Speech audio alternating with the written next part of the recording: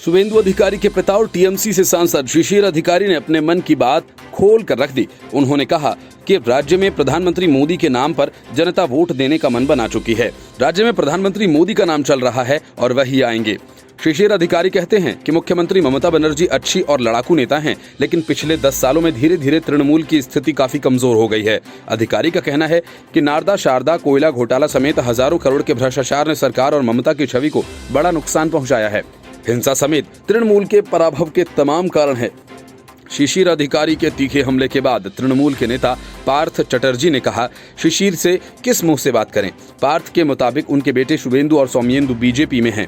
शुभेंदु तृणमूल से बागी होकर नंदीग्राम से चुनाव लड़ रहे हैं। शिशिर पार्टी के सांसद और वरिष्ठ नेता हैं। उनके मन में और जुबान पर 2 अलग-अलग चीजें चल रही हैं। उन्हें तय करने दीजिए कि यह क्या है। तृणमूल कांग्रेस के ही एक अन्य नेता का कहना है कि राजनीति में ही ढोंग के साथ सब चलता है। शिशिर अधिकारी के मन में अब बीजेपी जगह बना चुकी है, इसलिए बहुत कुछ कहने सुनने की गुंजाइश नहीं है। अब 2 मई का ही सबको इंतजार है। शिशिर ने टीएमसी पर आरोप लगाते हुए कहा कि जब से उनके बेटे शुभेंदु और सौम्येंदु बीजेपी में गए हैं, तृणमूल के लोग उनकी बात नहीं करते, मीटिंग में नहीं बुलाते, संपर्क कटा हुआ है। शिशिर अधिकारी ही नहीं, पुत्र शुभेंदु भी 2009 से 16 तक पश्चिम बंगाल विधानसभा के सदस्य, 2016 के उपचुनाव में कोलकाता सदस्य और 2019 में फिर लोकसभा सदस्य चुने गए।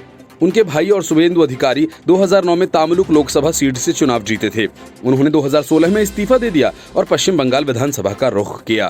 तब तामलुक सीट से दिव्येंदु चुनकर लोकसभा में आ गए थे।